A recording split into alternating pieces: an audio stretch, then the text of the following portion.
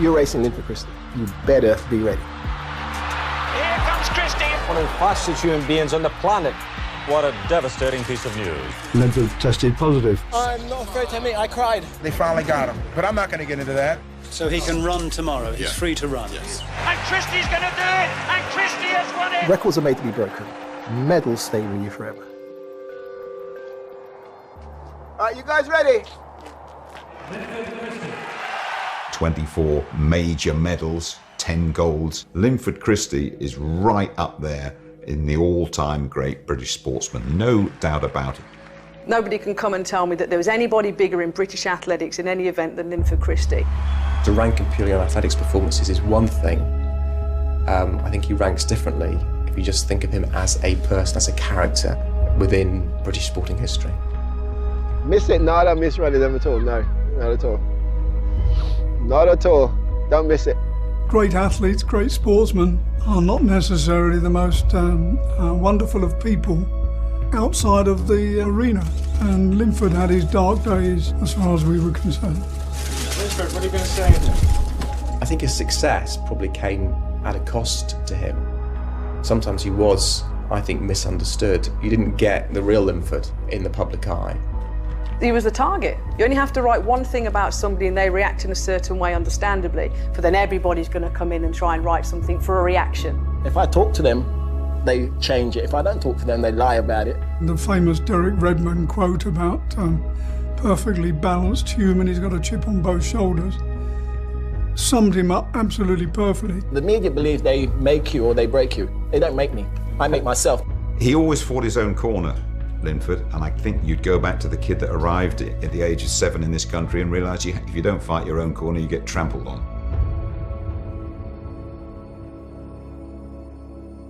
I came to England when I was 7, and I think I came in September in '67. It was nice and warm, and I thought it was okay, and then the winter started. And I remember the first time I saw snow, I ran outside, with my younger brother, and we, opened our mouths and the snow was falling in, and then fingers got cold. That's my first, kind of memories of England, cold. Gloves are not good. No, you need mittens. 60s Britain was not always an easy place growing up. No, it wasn't really, and I suppose that's most probably where I learned to run, because, the guys, who would gang up on you, want to beat you up, because, I think there was maybe about 2 or 3 black kids in the whole school when I was there. Use your arms, drop the shoulders, keep it bouncing, bounce it. I ran across the playground one day after, a game of football, and there was a teacher looking out his window, a teacher called Mr. Wright. He came down straight away and he said, "Oh, you look like you can run. Would you like to try out for the school team?" I don't even think I even won a race. Some of the kids were a little bit quicker than I was, but, there just always seemed to be a teacher that was pushing me in the direction to be, to be an athlete, I suppose. Right through the line! Thames Valley Harriers moved from Alberton to this track in 1972. And then in 1979, there's another club who used this track as well, London Irish. And one of their athletes was along Tall Street with a mop of air, which I can't remember exactly what they used to call it, but it was a mop of air. And that was Linford. He could definitely run, there's no doubt about that, but anything else I wasn't too sure about. We did have some problems with late nights at weekends and other things like that. I was a normal teenager, I reckon. I went out with my mates, of course. I lived at home until I was 23 years old. So, my parents were staunch Christians. The party scene wasn't the kind of thing that you did. So I suppose when I got an opportunity, then of course I kind of made the most of it. They enjoyed their nights out, and they come down Sunday morning and start the training, but might not finish the training.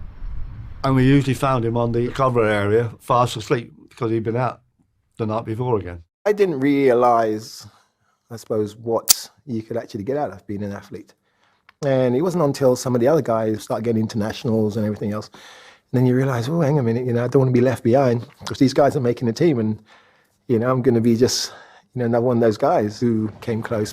He had a couple of races where he ran really well, and you could see there was talent there. But he was still messing about, still finding out when the parties were and coming down late, not being able to do the training properly. And I just got fed up with it. So instead of talking to him, I just sent him a letter. But what I didn't know was, at the same time, Andy Norman, who's one of the top officials, he sent him a very similar letter. Andy Norman was the ringmaster for British athletics. He gave him a kick up the backside when he needed it. Andy's view was very simple. Train hard for 9 months a year, run your legs off for 3. That's the life of an athlete. We both said virtually the same. Linford, you got talent, but stop wasting your talent, buckle down to it, and you'll become number one. Talked to my grandmother about it. She said, well, give it a go, try. You know, never want to go through life saying, if only. A good, clean start. Christie away well, but Tullock's pushing him, but Christie looking good. Tullock looking equally good at this stage. It's going to be close between those two. Christie coming through on the inside, and Christie wins it.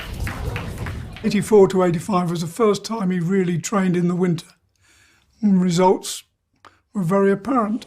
25 years old Linford Christie of Thames Valley Harriers takes his place in this final of the men's 200 metres. 86 was his big breakthrough with the European indoors. The British camp have high hopes that Linford Christie can take the silver medal behind the favourite Yevgeniev, who's made a storming start and is coming up to Christie's shoulder. Rezganov of the Soviet Union is the man who is surely the biggest threat to Linford Christie, lifting that silver medal. Yevgeniev comes into the whole straight of the lead, and Christie's even closing on him, and Christie's won it! Christie has won the gold medal! It was a big breakthrough. No one thought he could run a 200. Now he will get the headlines he has craved for so long. A tremendous performance, that one, by Linford Christie, and the man with just about the biggest smile in Madrid is alongside me now. Linford, you've got a gold medal here. You can't possibly have expected to do that. No, I mean, I came here expected just to make the final. Getting the goal is great, yeah. Why haven't we heard of Linford Christie before this year? I don't know, really. I mean, I've been around for quite a long time, and, you know, it's just that I suppose nobody was interested in me because they felt that I haven't done anything. How do you finance yourself? Well, I sign on, you know. It is an embarrassment, really, to have to admit to it, but that's my only source of income. It changed my life completely because I thought, if I could do this, then what else can happen? And I started realising that's the kind of work you got to put in. Everyone went mad, the press went mad. At that particular time, the papers were nice to him. It changed later on. Away from the track, there were problems, weren't there? There's the problem with the police. The thing is, like, when I got my GB tracksuit, I remember I was so proud. I walked along Shepherd's Bush. This policeman started saying, you know, what's a nigger like you doing a British tracksuit and all this kind of stuff. Went into the chip shop, as you do, you know, because those days you can eat what you want. And I remember I came out of the shop and he jumped me. You know, he twisted my arm behind my back and they just arrested me.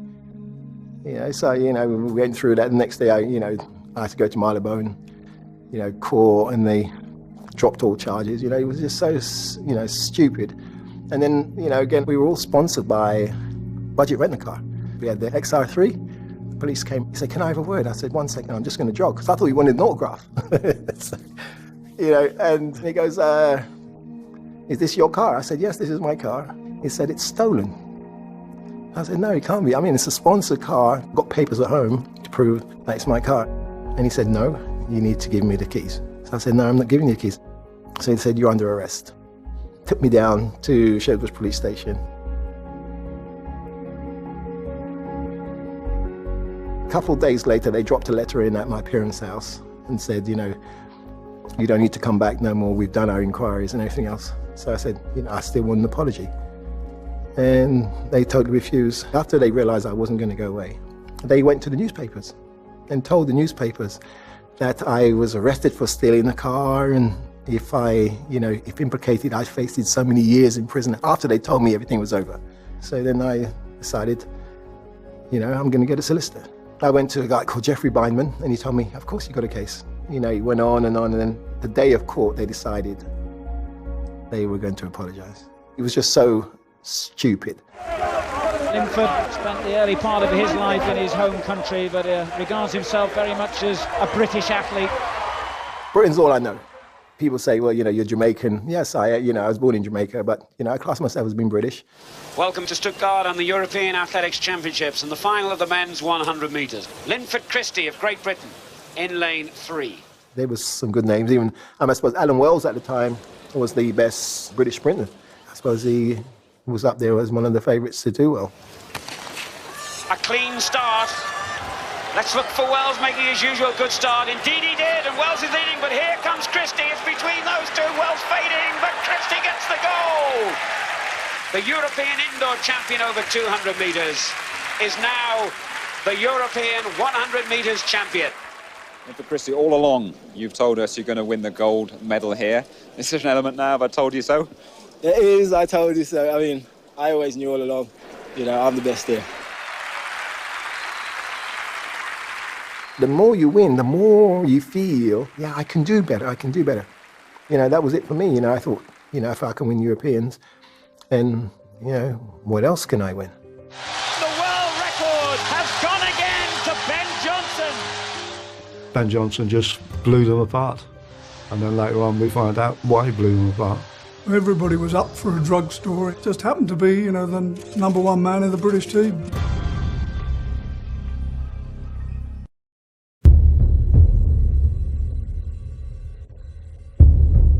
All these people claiming to be the fastest people in the world, how could they be the fastest if I never raced them?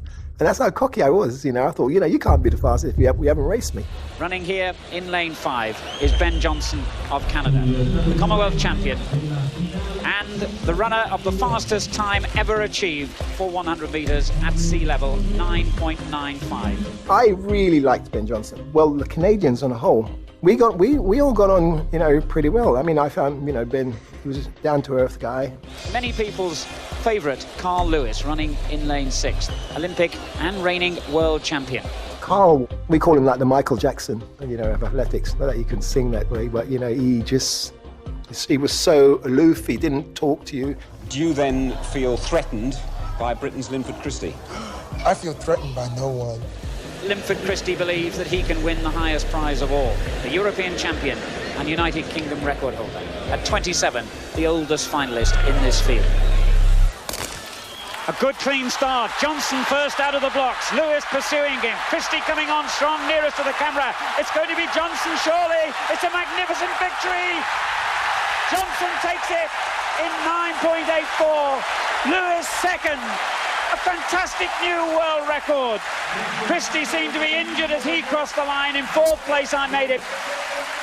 Now, here at these World Championships, there have been all sorts of stories flying around about the drug taking that's been going on. And when I spoke to Carl earlier today, he had 1 or 2 things he wanted to get off his chest about that drug issue.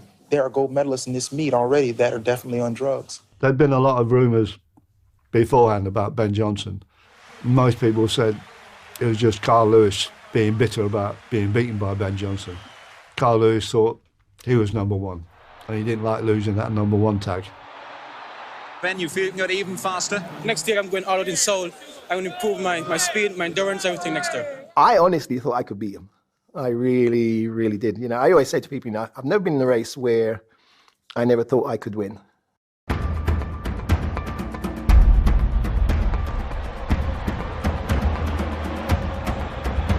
I'm pretty positive about what's going to go on because, I think I'll feature in there somewhere. We were hoping that Linford would pull off the impossible and would finish ahead of Carl and Ben, and he gave it his best shot, but we didn't know at the time what had gone on around him. We studied Ben and how he ran and everything else, because we knew Carl didn't start quick, but he'd come through like a train. Ben would just get out, and we thought he's going to die to 60. Ben got out, and we thought, we could pull him back, he's going to die. And instead of dying, he just kept going. Away first time. Johnson made a magnificent start. Lewis coming on strong. Linford Christie going well between them as well. It's Johnson in the lead. Johnson's going to win it. Lewis second, and the bronze medal for Linford Christie. And it's 9.79. The world record has gone again to Ben Johnson. Incredible. New European record. I ran 9.97. Me, I was chuffed with that. And it's gone down in history. Ben Johnson has done it again. Ben Johnson just blew them apart. And then later on we find out why he blew them apart. The race has gone down in history for so many reasons, so many of the wrong reasons, spearheaded by a short Canadian guy called Ben Johnson. Not even a smile or a suggestion of it.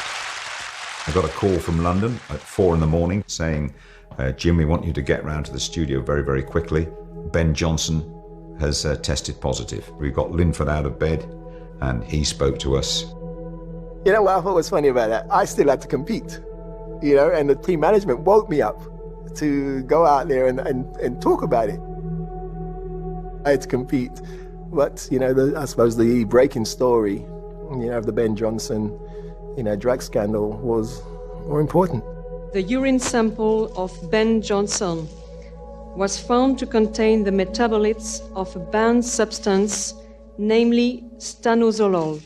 Good evening. What a devastating piece of news. Olympic glory has turned to shame. Ben Johnson, whose sprint to victory in the 100-meter dash on Friday earned him a gold medal, has tested positive for the banned anabolic steroid stanozol. If you could cut him into 1,000,000 pieces and test him over again, my brother is not on drugs. It seemed to be one of the really big first drug busts, as it were, for a big blue-ribboned event sprinter, so it was a big shock. Linford's medal got upgraded to silver. I think he was quite reluctant, actually, to hand over the bronze medal that he felt he'd won by right. Linford Christie on the brink, perhaps, of another Olympic medal.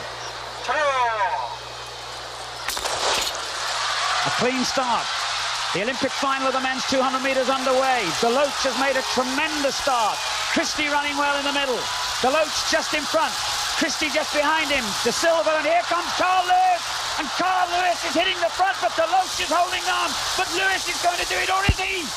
Deloach, Lewis, silver, the medalist, Christie in 4.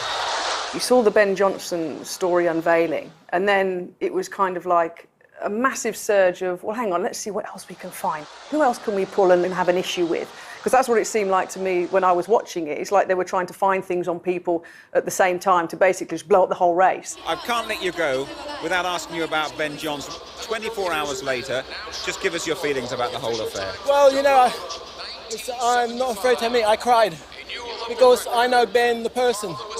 And it was very, very sad for me that, you know, such a thing happened. Also, it was a sad day for athletics, but in a way, I'm glad it happened on the rest day, and regardless, I mean, I still have a lot of respect for Ben because, as I said, I know him as a person, and it's just a tragedy, really. Everybody was up for a drug story, everybody was waiting who's going to be next. Just happened to be, you know, the #1 man in the British team. We weren't surprised it was a sprinter, we were surprised it was Linford Christie and a Brit, because the British team seemed to have done so much work to make sure that these guys were tested before they went to the Olympics. Now, moving on to your own situation, this was after the 200, was it not? That's right, yes. They tell you that there is an abnormality in the reading which has been given to you. How did you feel, first of all? Like shit. How did you feel when somebody if I can use that word? I felt like shit. I'm not even going to lie. I felt like shit because my thing is, when I decide to do sport, there's rules and regulations of the sport. If you want to take drugs or you want to cheat, go and do something else. They found a drug called pseudoephedrine, which is a stimulant, which has the effect of giving you a lift. Linford's explanation for this was that he'd been drinking the Chinese ginseng tea, had no understanding that this contained anything illegal, thought it was just a natural product. And he always used a Korean ginseng, but he ran out of that. The only stuff he could take was some Chinese ginseng. What he didn't know, the Chinese put a minute amount of ephedrine, a very minute amount. It wouldn't stimulate a bloody ant, let alone someone the size of Linford. I didn't even know what ephedrine was. Never even heard of the word. And I cried, you know, I cried a lot. But then, you know, what could you do? Luckily, GB team had someone on their side who was a lawyer. He was fortunate to have Robert Watson. He was fortunate that Watson forced the committee to make its verdict then and then. He kept the meeting going till 3 o'clock in the morning. Most of the panel were exhausted, they want to go home. Linford Christie has also been in and described to the Commission that he has taken no drugs whatsoever. They decided that what he'd taken was not justifiable drug taking. And Robert Watson told me years later that he reckoned that 12 voted for Linford, 11 against, and 2 were fast asleep. So in that sense, he was lucky. Well, in the early hours of this morning, Christie was exonerated after more than 2 hours protesting his innocence before the medical commission. We give to the athletes, after a long explanation and discussion on this typical case, the benefit of the doubt. Prince Dimerode used the word benefit of the doubt, which is something that, the journalists live on. It's not considered like a doping case. So he can run tomorrow, he's free to run? Yes. I described it as a storm in a ginseng teacup, which I still believe it was. He was not regarded as one of the many drug takers, but it fueled everybody's suspicions, and the way he was dealt with by sports writers, athletics writers, for most of the rest of his career was with a modicum of suspicion. I was one of the main, opposition against drugs in sport. The thing about it now, they've almost lost my voice. I mean, me being the main supporter of it and the way they treated me, I think that's, set everything, 50 years back. He didn't come out of that the way he should have been, which was completely clean, apologies, very sorry. That never happened to this day. That's never happened, and that's wrong. And Britain on the inside, what can they do here? The West Germans are ahead of us at the moment. Linford Christie coming through in the middle. Can he do it? The Soviets in front. It's a silver medal for Britain behind the Soviet Union. I was just, kind of relieved at the end of it, and, I came away with 2 medals. The second silver medal for a delighted Linford Christie, who said later of the drug controversy, "I've been to hell and back." You can't dwell on it for too long. You just got to decide, okay, this is what's happened by the grace of God. I'm through this, and you just got to move on. It's the greatest thing and sportsmen can win. And all they can say about is Linford Christie's lunchbox. Is that respect? I didn't realise that they can just say what they feel about you and get away with it. It's Lewis and Christie, and now Christie hits the front. That was the toughest race I'd ever been in.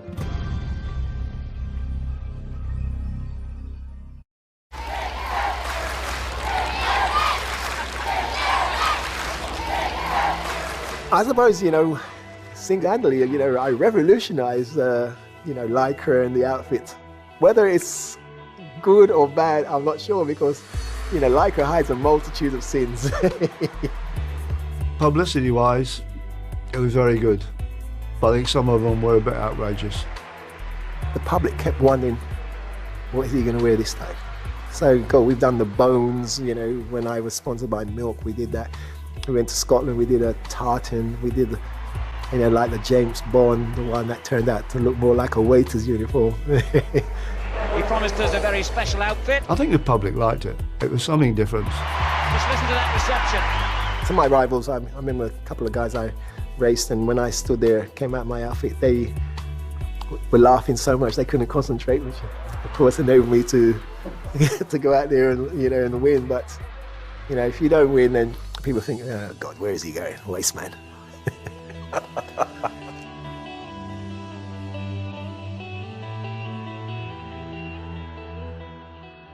After the heats, I knew I was going to win it. I knew Leroy was the fastest guy there, but he had the least experience. I know that I'm going to be hard to beat. Whether Linford's up to that challenge or not is up to him. We got to the final, and he full started. That's nerves. That's nerves. I always get my best start in the final. So, I know how to concentrate, and when everyone's doing all their thing around, my focus is just to try and get from A to B as quick as possible. You can see just in Linford's eyes, that look that everybody knows he has, that he wanted it more. If I was one of his competitors, I would look at Linford and think he's convinced he's going to win. Not a great start from Burrell. Frankie Fredericks, Dennis Mitchell up there, but here comes Christie. Christie hits the front. He's coming away. He's going to do it. He's going to take the gold. The Olympic champion is Linford Christie. When I crossed the line, I was expecting this feeling, this of euphoria to take over me, and and It never happened. I was waiting for it to happen. And I suppose I was expecting too much. Linford Christie. Funny story I read somewhere. There was a family and they were jumping up so much cheering. And after they'd stopped, the little girl was still cheering and, crying. And they thought, oh, God, she's patriotic. And then they realized the dog had bitten her. Every time I went out, 100%, I went out there to represent my country. The best feeling of winning, championships is when you stand on that podium and they play God Save the Queen. Linford's stature after winning in Barcelona was absolutely huge, as it should be, because there was nobody quicker and he had the Olympic gold medal. Yes, there were the rumblings after in terms of press and stuff, which he wasn't happy with, which is totally understandable because some of them were disrespectful. We'd just crowned an Olympic champion. Right, I've got to ask the next one. When the Sun had the famous headlines and they start talking about Linford's lunchbox, what was your initial reaction? I seem to remember first off, you were pretty hacked off. I was. Had it not been sort of like the day after I won the Olympics, then maybe we could have had a laugh about it. It's the greatest thing and sportsmen can win. And all they can say about is Linford Christie's lunchbox. Is that respect? I took it personal because it's, I class that as being racist, and, I just didn't think it was a good message to send out. You should be watching my form when I'm running. The fact that I'm winning, not what's in my shorts. I mean, that is not a part of the package. Unfortunately, that's what the issue's become. No, because you see... Why? No, why? Well, it has with a lot of women are fascinated by it, for start. Stereotyping the black man, Jimmy. No, I don't accept that. Thing to say there is it wasn't an athletics writer or even a sports writer. Came from left field in a different part of the newspaper. We didn't have a whole lot of sympathy for him generally because of how he could treat us on occasions, but on that occasion, certainly, we felt for him. It wasn't fair. I didn't realise that they can just say what they feel about you and get away with it. But I got to the stage where, I think, hang on a minute, I'm a grown man. And if you can say something about me, then why can't I tell you what you say about me? And I don't like it. Of course, these, they didn't like it. I pulled up a few journalists and I said, listen, you wrote this about me. And I didn't think. And they said, can we go in the corner and talk? So I said, no, we can't go in the corner and talk because when you write about me, millions of people read this. And now I'm going to tell you what I think about you, but do you want to go in a corner? If you can't take it, don't give it. He gave us plenty of stories to write, but he made our lives, if not difficult, certainly not as easy as they could be. They used to say, when a writer comes to write against your name, he writes not how you won, how you lost, but how you played the game. Our guys don't know that. And you ask any media from anywhere else on the circuit, British press are the scourge. They do not realise that they are a part of the British team just as much as we are. We're supposed to be on the same side, the same team, and I don't expect the people who are supposed to be on my team to knock me. And that's how I felt.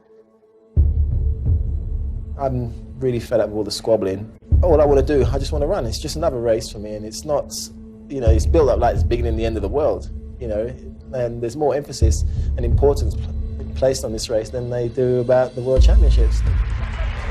Millions of fans all around the world will be tuning in to this intriguing clash between two of the fastest human beings on Earth. Both of them at the very top of their profession. Carl Lewis kept saying Linford wouldn't have won the Olympics if he'd been there. Well, we kept saying, well, you did the trials, you went to top American, so you weren't there. Stop making excuses. I'm the world record holder. I can run with anybody, and I can beat anybody when I run my best. I have never dodged anybody. I've always raced the best, because I think in order to be the best, you have to race the best. £100,000 for each athlete, and the race will be over in around 10 seconds. Not bad work if you can get it. Dash for the cash, sprint for the mint, or just simply run for the money. It's an event that really goes way beyond the often very enclosed world of athletics. Men's 100 metres then. The confrontation between Christie, lane 4, and Lewis, lane 5. Away this time, and Christie made the best start. Christie leading at the moment, Drummond going very well through from the United States. Here comes Linford Christie, Lewis some way behind, and Christie, for the moment anyway, is number 1. It was a proper good event. and Linford won it, and all power to him. He's great, he's the king. Well, in my dad's eyes, I'm the king. Was there ever a tiny bit of you which would have liked to have had the world record at some stage? Not for me, John. I'm one of the few people who never talked about world records. Never interested me at all. Records are made to be broken. Medals stay with you forever.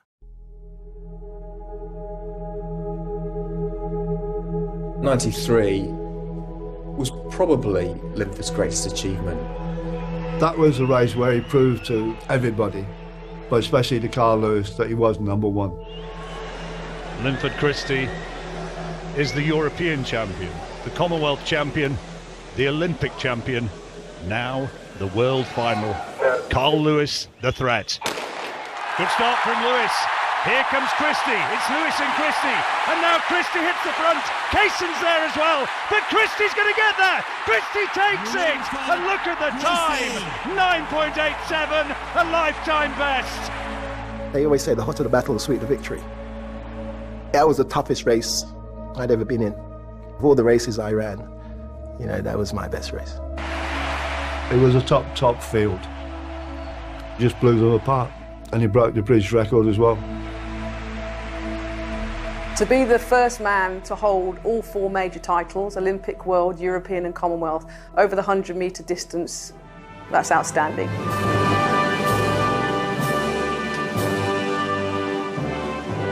I met the Queen. I met the Queen after, Commonwealth Games one year. She gave us the medal after we won. And then I went to Buckingham Palace, you know, she remembered my name. And I'm thinking, God, Queen Elizabeth remembers my name. So I think, you know, she goes, oh, hello, Linford. You know, she goes, it's not very often I give, you know, one person, you know, a medal twice. You know, seriously, I just felt proud, you know, for the Queen actually, you know, she knew who I was, you know, and to me, you know, that's something that's better than all the medals I can win. Linford wasn't just the Olympic 100-metre and world 100-metre champion. He was a proper celebrity. Linford Christie is ready, goes! Hey, please change from my heart and set me free.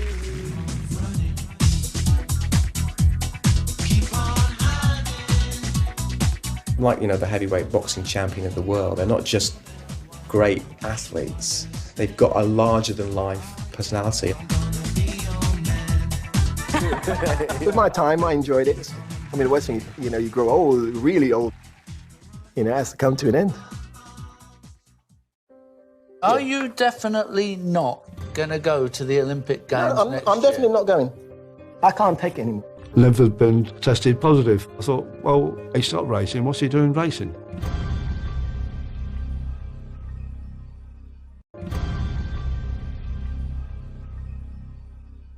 I used to love it. Have the press turned you off on this? Is that what you're saying, the press, bad publicity?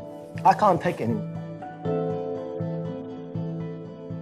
Doesn't surprise me at all that at one stage he spoke about retiring, because he's like that, Linford. You know, he's I'm packing this all in, and then reality would seep in, and he'd get back on track.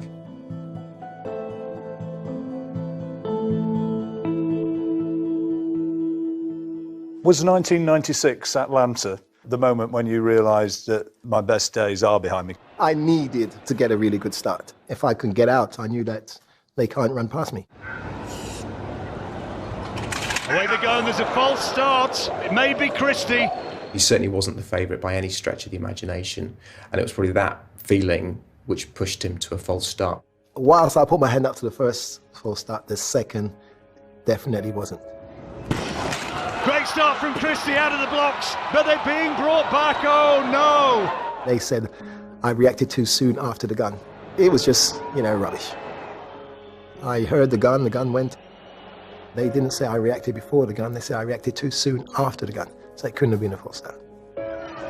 He always went on the B in bang, didn't he?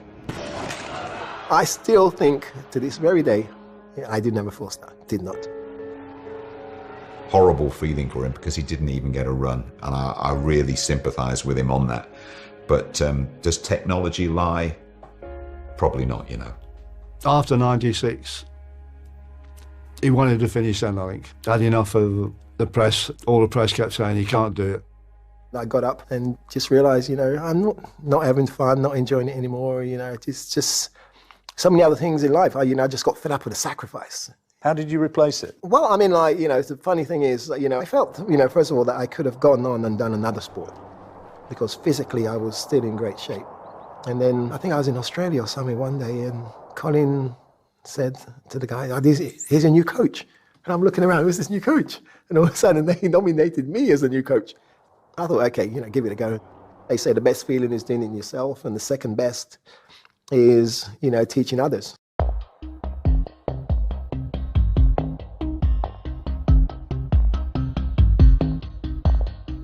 I was invited to come to the meeting in Dortmund I think it was a new meet they were having on, and they said, you know, the guy said, we'll pay you to come and wave to the crowd.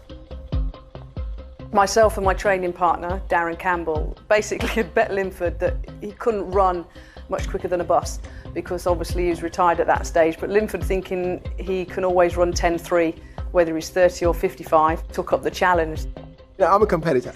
I love a challenge. Keeps the heart going. And I thought, you know, God, no, give me a lane. Gosh, Christy Malcolm, whom I was coaching at the time, you know, I beat him.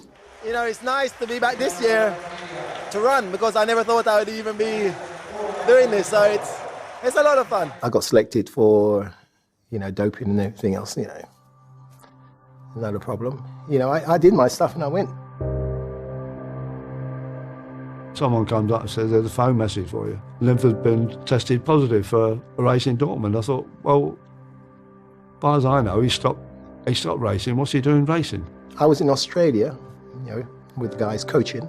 I got a call from Jocelyn Hoyt-Smith, and she said, oh, you know, just want to inform you, blah, blah, blah, that you tested positive. You know, I thought it was April Fool's, so I said, you know, you're joking. She goes, no, I'm serious. They said it was Nandrolone or whatever it is. I said, well, what you need to do, first of all, I need to be tested now. They tested me, nothing in my system. We didn't know what Nandrolone was.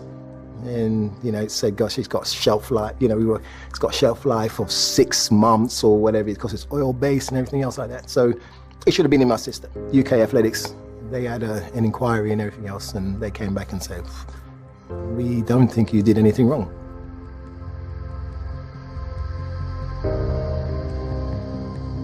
You have to go to the IAAF, your governing body, and Linford chose not to. I mean, why waste money when you're already retired? You know you're never going to run again.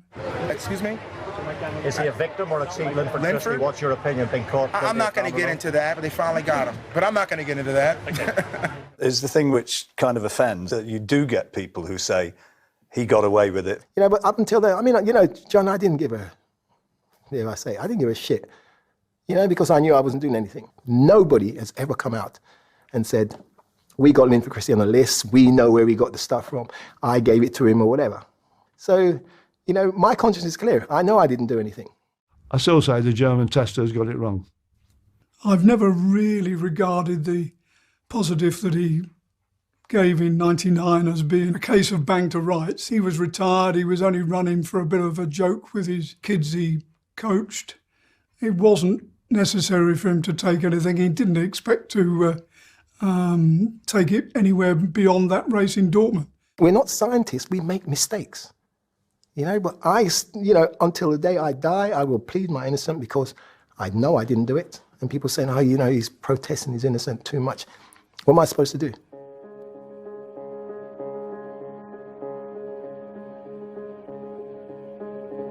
You've got to get on with, you know, for me, you know, we've had people come out, you know, Seb came out and this and that, you know, to try and, you know, build this career on my back to say, yeah, I did this and blah, blah, blah.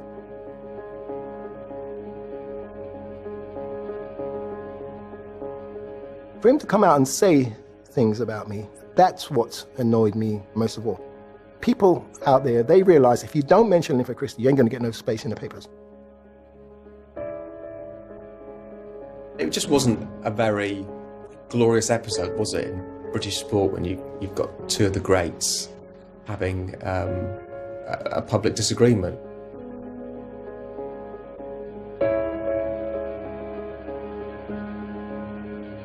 Mind your business. That's my thing. Don't go around and saying things about people. Until this day, it rankles me that he went out there and he did what he did. And they made out like it was a spat between me and him. It wasn't a spat between me and him. It's just that he said things, and I would never talk to him.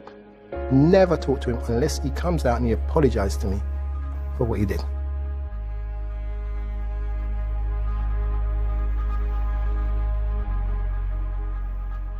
I think it's really sad that Linford had the meagre involvement that he had in London 2012. You would hope those two would be able to sort something out, because life's too short to have a disagreement like that between two guys of that stature.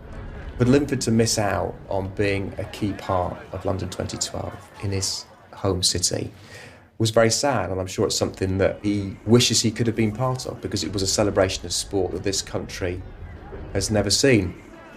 It was impossible. He was banned by the British Olympic Association from any contact with the Olympic team, and therefore there's no way that any of the stakeholders could allow Linford to be part of it. It would have given too many other people who were opposed to the London bid a chance to criticise it. I'm not a suit and tie man. I don't sit in, being feasted and stuff like that. I coach athletes to try and help them to, do what they do for the sport. Relax, there you go. Keep the shoulders down. How good is he becoming as a coach, Rob? Good. He's taken time, but he's finally learned to control himself. He needed patience, which he's never had much patience, but he's gradually getting the eye. He can see what's going wrong and why it's going wrong and put it right. I got to keep shouting at them all the time, telling them to run through the line. I owe Ron so much. I owe him my career, because if he hadn't written me that letter and hadn't been down there in the track, it rains, snow, sleet, yelling, get your knees up, get your arms up, and, pump your arms and doing all these things. And I would have made it. Yeah, so I love him. I really do love him. I think as you get older, all you want in your life really is contentment. And I hope Linford has got contentment in his life now. And those kids that he's coaching, they're the lucky ones. Anderson Fulham gave me the freedom of the bar, and then they named the stadium after me. That fills me with pride, because I trained so many days at that track in the snow. I've cried on that track because, training gets so hard. It's nice. I think he sits in a category of his own. You don't even need to say a second name. Everybody knows who Linford is. He was a great ambassador for athletics. He would always do his lap of honour. He would always respond to the public. He would always sign autographs. With kids, absolutely fantastic. That was the side of the character that people remember and made him an athletics hero, and he still is an athletics hero, by the way. What people probably don't know is the Linford Christie outside of athletics, which is soft, kind, generous. There's so many layers to him that it's unbelievable, and I'm just lucky enough, look at me, to have had the time and, excuse me, the years to get to know all of them. It's awesome. What would our athletes give for what Linford did at that time? Olympic champion, world champion, European champion, Commonwealth champion. It's a special, special athlete that can put all those four things together at one time. He's the best Britain's ever had as a 100-metre runner. He's quite reasonably regarded as a legend. Not been a bad life, has it? Hey, John, I can't complain. I wouldn't change a thing, because I've thoroughly enjoyed, the rough and the smooth together.